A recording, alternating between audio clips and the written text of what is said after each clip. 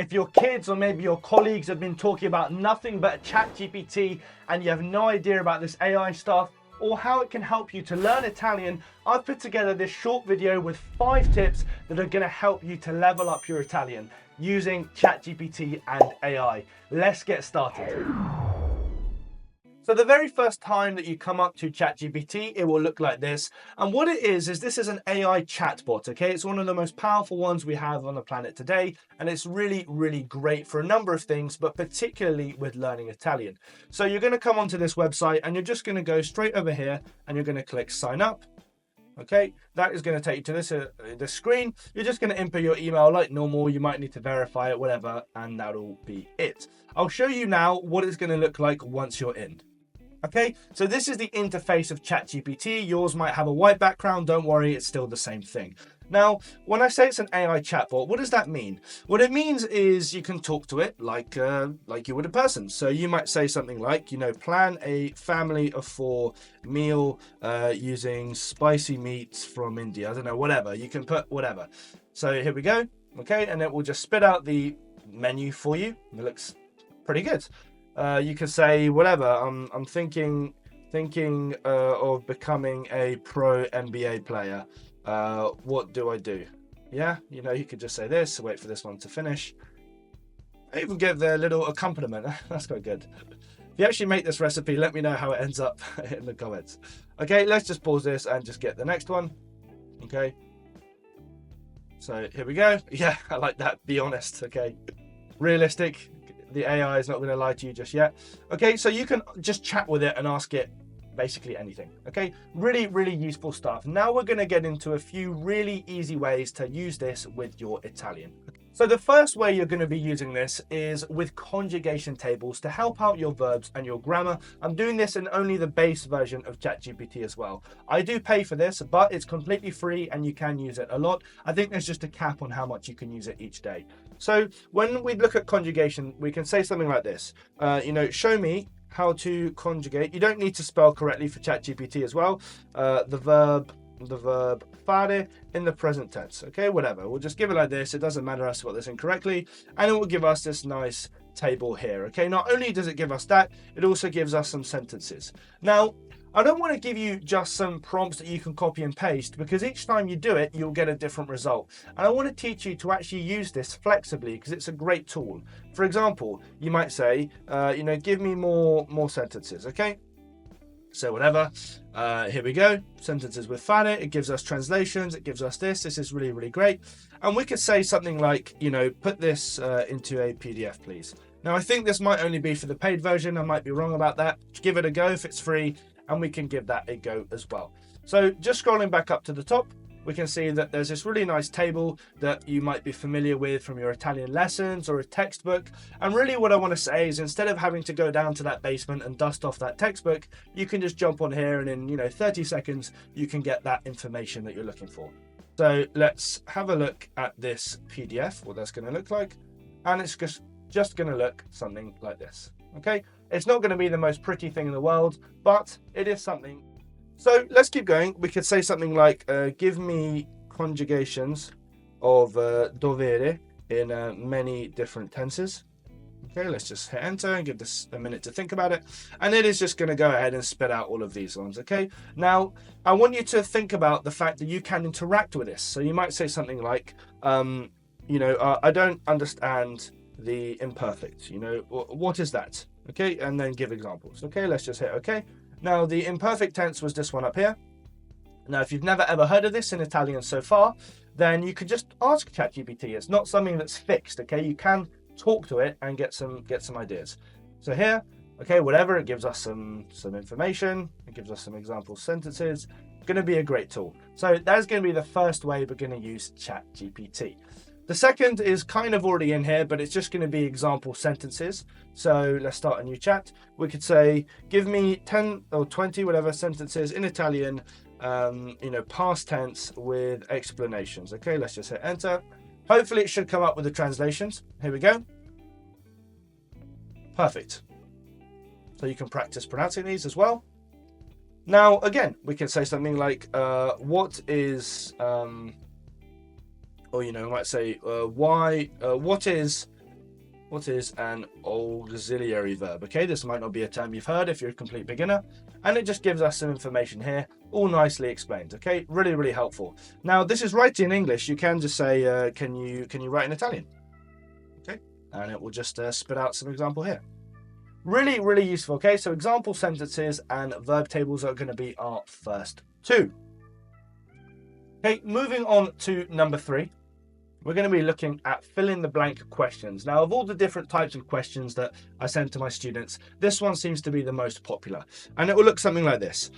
Generate 10 fill in the blank questions in Italian with translations about conjugating verbs in the future tense. Okay, future tense. Let's just give this a go. And it will come up something like this. Now, this format is okay. We might say something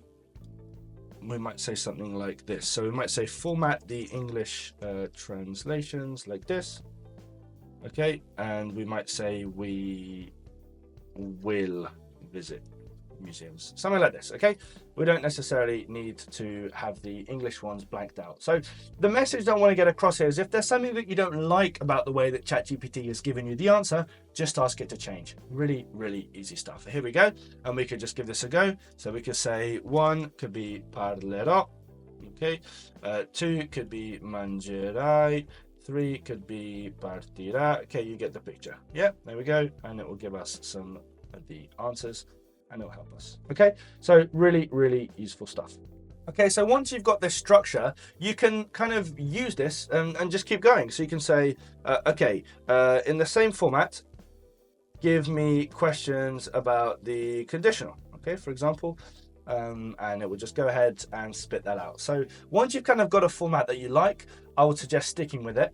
And you can, for example, if you copy this, okay, we could go to a new chat and say, generate questions in Italian about the present tense in this format. And we can just go ahead and paste that in, and it will generate it like this. Okay, really, really useful one. I think you could generate about 100 at a time, and you can just keep going that over and over again. These are a fantastic way to practice your Italian. The next way to practice your Italian is through reading extracts. So we could say something like, generate a paragraph in Italian about train travel. Okay, whatever. It helps to give a topic, otherwise it does just give a very generic story, which is okay. And if you're not sure about a topic, you can just ask ChatGPT, suggest 10 topics for a story.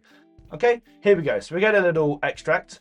This is fantastic. So we could say something like, rate my translation. This could be a great one. We could say, traveling by train is a unique experience that permits one to discover landscapes, or to discover, breathtaking landscapes, blah, blah, blah, blah, blah. Now, what's useful about this? Okay, we could say something like, can you make my can you improve my translation? We can give it something like this. Okay,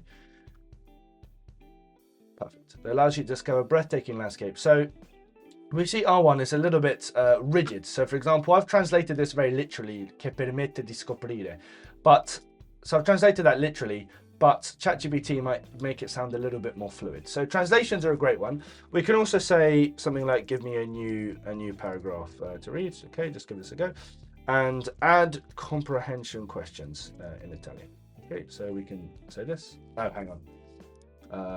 This is supposed to be in Italian. If this happens to you, you can go back to your original message and say, give me a new paragraph to read in Italian about the same topic. Something like this, and let's just hit send. That will delete everything below. Here we go.